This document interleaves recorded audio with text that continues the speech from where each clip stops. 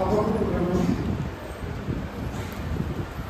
3వ అధ్యాయం మొదటి 4 వచనములు.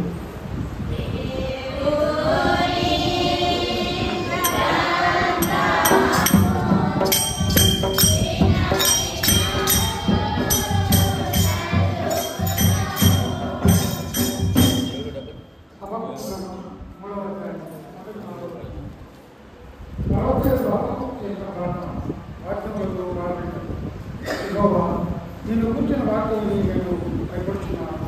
యెహోవా, సంవత్సరంలో జరుగుతుండగా నీ కార్యము నూతనపరుచున్నాను. సంవత్సరంలో జరుగుతుండగా దాన్ని తెలియజేయము.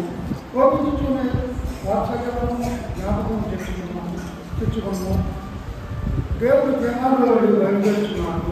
పరిశుద్ధ దేవుడు బలాలలో వెళ్ళి వేరు చేస్తున్నాడు. ఆయన మహిమ ఆకాశంలో కనబడుచున్నాడు. భూమి ఆయన ప్రభావంతో నిండినది. సూర్యకాంతితో సమానమైన ప్రకాశం కనబడుచున్నది. ఆయన హస్తంలో నుండి కిరణంలో బయలుదేరుచున్నది. అక్కడ ఆయన బలం కాయబడింది.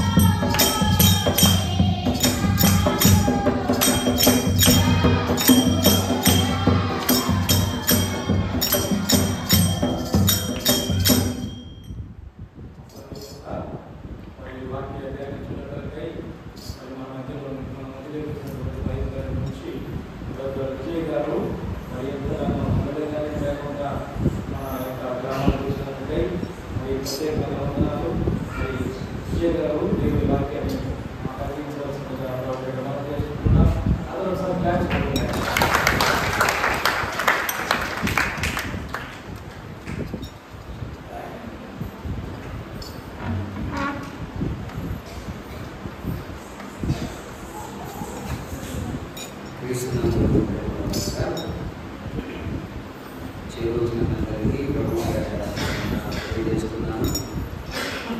ప్రేమతో ఆహ్వానించినటువంటి స్థానిక కాపరి లక్ష్మీపాటి పాస్టర్ చైర్మన్ డేవిడ్ వేణుబాబు గారికి తెలియజేస్తున్నాను.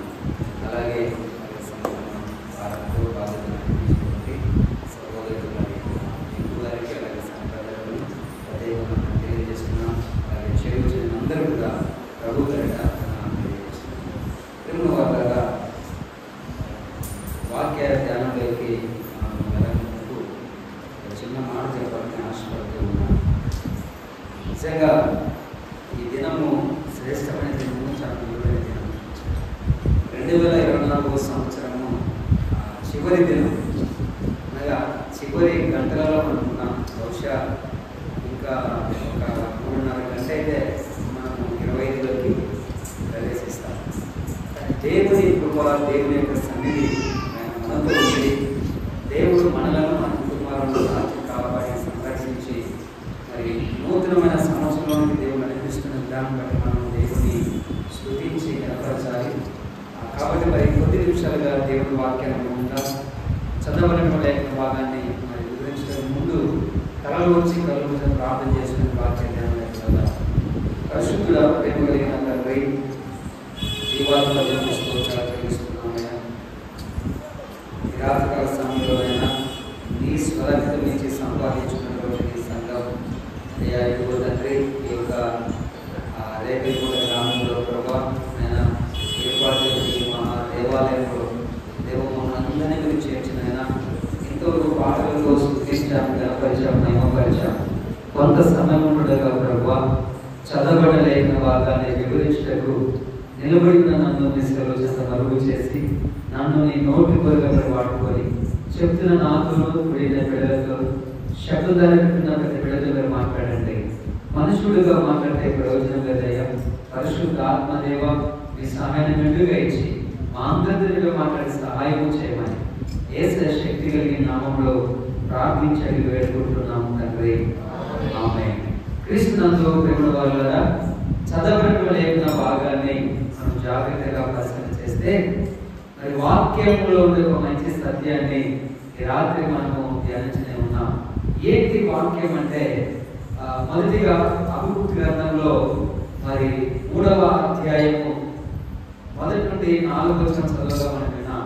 2వ భాగం చూస్తే పరిశుద్ధులైన మత్తయి రాసిన సువార్త 11వ అధ్యాయము 25 నుండి 30వ వచనం చదవగా మనం విన్నాం.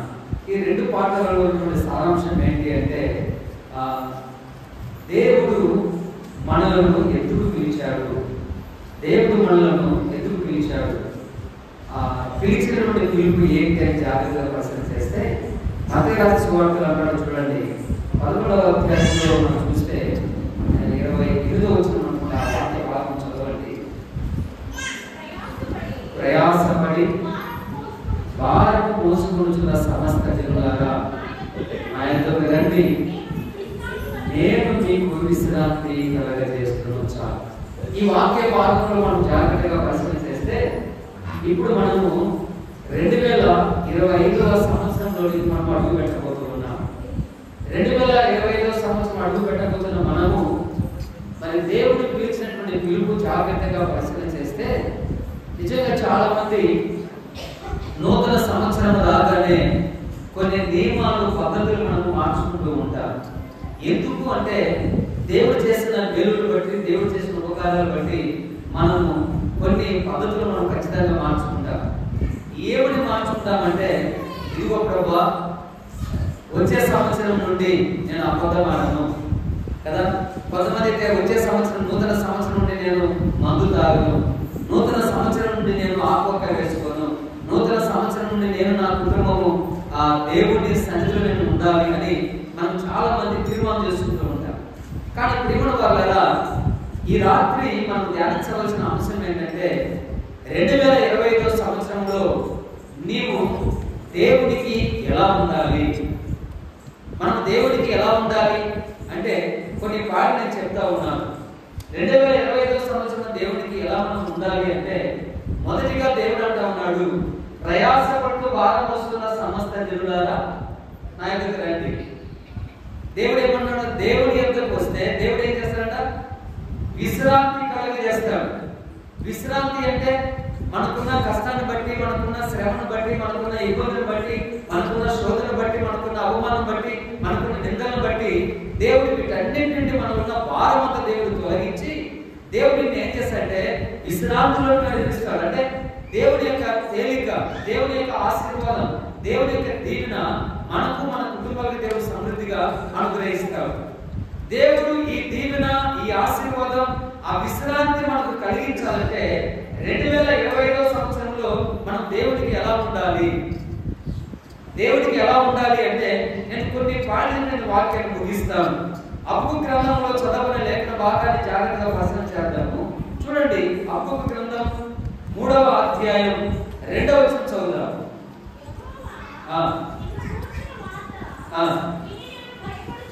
నేను భయపడుచున్నాను, యెహోవా సంవత్సరములు జరుగుచుండగా ఈ కార్యములు నూతన పరచుము చాలు. నేను భయపడుతూ ఉన్నాను. దేవా, ఎందుకు భయపడుతున్నానంటే 2024 సంవత్సరం అయిపోతా ఉంది, 25వ సంవత్సరమైనా నడిపిస్తా ఉన్నావు. నడిపించిన దాన్ని బట్టి ఈ నూతన సంవత్సరంలో నా జీవితము నూతనముగా ఏ విధంగా వెళ్ళాలి, ఏ విధంగా నీకోసం నేను జీవించాలి అని నా జీవితంలో నూతన కార్యాన్ని నింపు ప్రభుని నేను భయపడుతూ ఉన్నాను. ఫస్ట్ నూతన సంవత్సరంలోకి అడుగు పెడుతున్న మనము, మన కుటుంబాలు దేవుడికి ఎలా ఉండాలి అంటే లూకా రాసిన సువార్తలో, పరిశుద్ధ లూకా రాసిన సువార్త చూడండి, 23వ అధ్యాయం 40వ వచనంలో ఒక మంచి మాట రాయబడి ఉంది. 23వ అధ్యాయం 40వ వచనం చదువు. మనకు దేవునికి ఎలా ఉండాలి అంటే వారిని గద్దించి నీవు అదే శిక్షా విధిలో ఉన్నావు కనుక నువ్వు భయపడవా?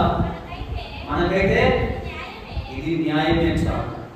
ఇక్కడ యేసు క్రీస్తు ప్రభు శిలువలో వేలాడదీయబడిన తర్వాత ఆయన కుడివైపున ఒకరు, ఎడమవైపు ఒకరు, ఇద్దరు దొంగలను ఆయనతో పాటు సిలువ వేశారు. ఒక దొంగేమో, మొదటి దొంగేమో యేసు ప్రభువును దూషిస్తూ ఉన్నాడు. అయ్యా, నువ్వు దేవుని కుమారుడు కదా, ఇదిగో నీవు రక్షించుకొని మమ్మల్ని కూడా రక్షించచ్చు కదా అని ఆయన హెల్ప్ చేస్తూ ఉంటే రెండో వాడు అంటారు, బాగా గమనించి నాకు జరిగిన సన్నివేశం. మరియు రెండో వాడు ఏమంటున్నాడు? నీవు నేను కూడా అదే శిక్ష విధిలో ఉన్నాము, నీవు దేవునికి భయపడవా? నువ్వు దేవునికి ఫస్ట్ మనం చేయవలసిన పని ఏంటంటే 2025వ సంవత్సరం అడుగు పెడుతున్న మనం ఎలా ఉండాలి అంటే దేవునికి ఫస్ట్ మనము భయపడి ఉండాలి. ఏమై ఉండాలి? భయపడి ఉండాలి. ఎంతమంది దేవునికి భయపడుతున్నారంటే? దేవునికి ఎంతమంది భయపడుతున్నాం? ఒక బల్లిని చూస్తే భయపడతాము, ఒక పామును చూస్తే భయపడతాము, ఒక తేలును చూస్తే భయపడతాము, చీకటిలో ప్రవేశించాలంటే భయపడతాము, ఒక పోలీస్ అధికారి చూస్తే భయపడతాము, దొంగలను చూస్తే భయపడతాము, ఇంకోళ్ళు చూస్తే భయపడతాం. కానీ దేవుడికి భయపడుతున్నామా?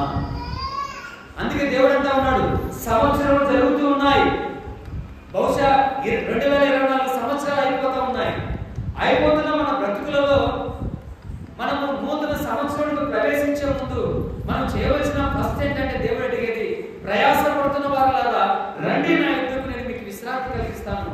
నువ్వు దేవుడి యొక్క విశ్రాంతిని కలిగి ఉండాలంటే నువ్వు ఫస్ట్ ఏం చేయాలి తెలుసా? దేవుడికి భయపడాలి.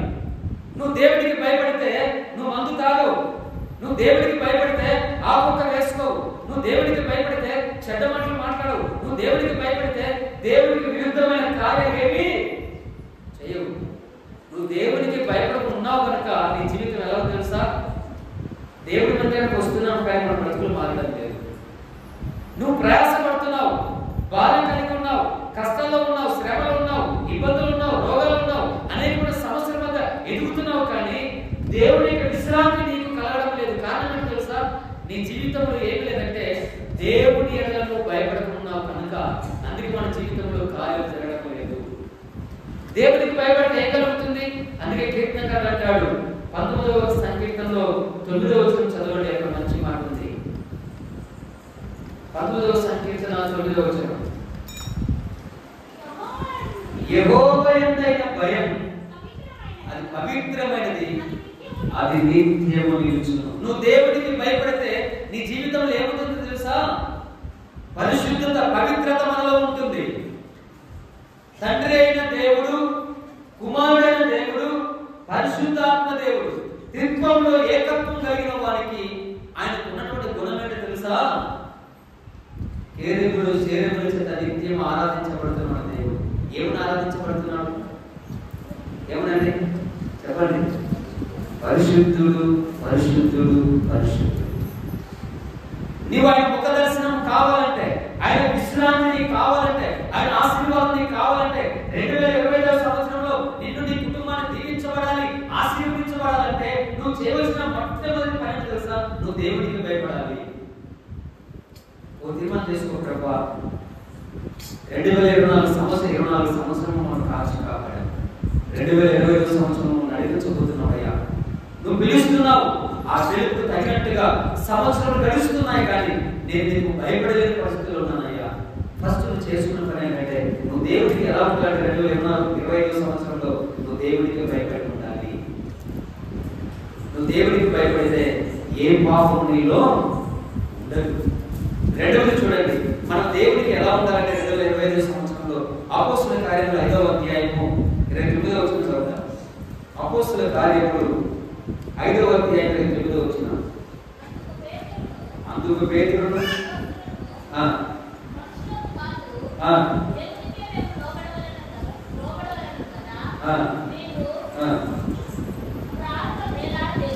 చాలు. ఆ వాక్య భాగంలో ఏముందంటే, రెండవదిగా మనం చేయవలసిన పని ఏంటంటే 2025వ సంవత్సరంలో దేవుడికి మనం లోబడి ఉండాలి.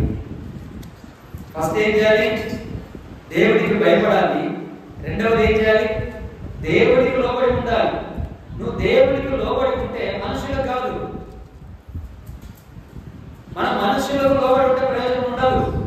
నువ్వు దేవుడికి లోబడి ఉంటే ఆటోమేటిక్ గా నువ్వు తండ్రికి లోబడతావు, తల్లికి లోబడతావు, పెద్దలకు లోబడతావు, చిన్నలకు లోబడతావు. ఆటోమేటిక్ నీలో వస్తుంది. నువ్వు ఫస్ట్ ఎవరికి లోబడాలంటే దేవుడి యొక్క వాక్యానికి లోబడి ఉండాలి, దేవుడి యొక్క మాటకి లోబడి ఉండాలి, దేవుడి సన్నిధికి లోబడి ఉండాలి. దేవుడి మందిరంలో కూర్చున్నంత నీవు లోబడి ఉండి జీవించగలిగినట్లయితే దేవుని యొక్క ఆశీర్వాదం నీకు, నీ కుటుంబానికి కలుగుతుంది. అంతే, ఇంకోటి ఏం లేదు. పౌలు శీలను చెరసాల బంధించారు. సంఘం ప్రార్థన చేస్తే ఏమైందంట? ఏమైందా? పాటలతో ప్రార్థించగా సంఖ్యలో విడిపోయెను. యెహోవా నీ నామము ఎంతో బలమైనది, ఎంతో బలమైనది, ఎంతో బలమైనది. యెహోవా నీ నామము. పౌలు శీలను బంధించి చెరసాలలో వేసిన, పౌలు శీలను బంధించి చెరసాలలో వేసిన, పాటలతో ప్రార్థించగా చెరసాల భద్రతాయే, పాటలతో ప్రార్థించగా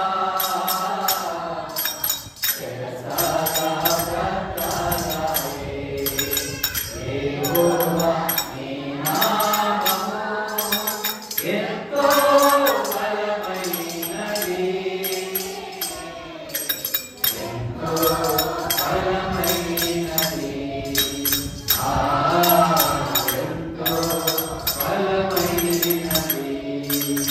యెహోవా నీ నామము. పౌలు శీలను దేవుడికి భయపడ్డారు. చెరసాల వేసిన వాళ్ళు ఏమీ లెక్క చేయలేదు. అయ్యో మాకు కష్టం వచ్చిందే, చెరసాల బంధించారని ఆయన వాళ్ళు ఎక్కడా దిగుడు భయపడలేదు.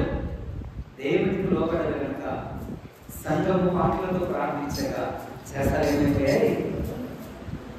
నూతన సంవత్సరంలో నీవు నీ కుటుంబం కష్టాలనే చెరలో ఉందేమో, శ్రమలనే చెరలో ఉందేమో, అప్పులనే శ్రమలో ఉందేమో, వ్యాధి అనే శ్రమలో ఉందేమో. నువ్వు భయపడవద్దు. నువ్వు దేవునికి లోబడినట్లయితే, నువ్వు దేవునికి భయపడినట్లయితే నీవు నీ కుటుంబం విడిపించబడుతుంది.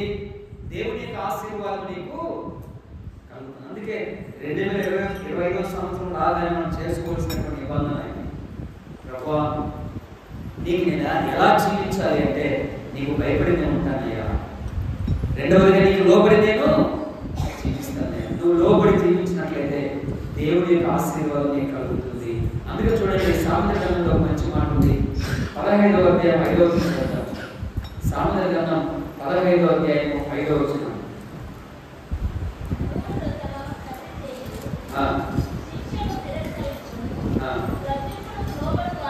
గద్దింపునకు లోబడివాడు ఏమవుతాడంట? బుద్ధిమంతుడు. దేవుడి యొక్క వాక్యాన్ని గద్దింపునకు లోబడినట్లయితే మనకేం కలుగుతుందంట? బుద్ధిమంతులం, జ్ఞానవంతులం, ఐశ్వర్యవంతులం, దేవుడి యొక్క ఏమంటే ఆశీర్వాదానికి వారసులం. అయితే వారికి బుద్ధి వచ్చినప్పుడు ఎవరికి తప్పిపోయిన కుమారుడికి తండ్రి ఎదురును దూరంగా పారిపోయాడు. తండ్రితో వాదన చేశాడు. నా ఆస్తిలో సగం భాగం నాకు ఇవ్వని కొట్లాడాడు. ఆస్తి తీసుకుని దూర దేశం ప్రయాణం అయిపోయాడు. ఆస్తి అంటే ఏం చేశాడు? దుర్వ్యవహారం వలన పాడు చేసుకున్నాడు. బుద్ధి వచ్చింది. ఎప్పుడు వచ్చింది? అయ్యో నా తండ్రి దగ్గర అనేక మందికి భోజనం సమృద్ధిగా ఉంది, కూలివంటలు. తండ్రి నేను కూడా నీ కూలివంటగా పెట్టుకొని చెప్పుని అనుకుని లేచి పరిగెత్తుకుని వచ్చాడు తండ్రి దగ్గరకు. కూలివంటగా పెట్టుకున్నాడా? తండ్రి మాట గుర్తి రాగానే ఆ గద్దింపు మాటకు ఎప్పుడంటే తన జీవితం అంతా పాడు చేసుకొని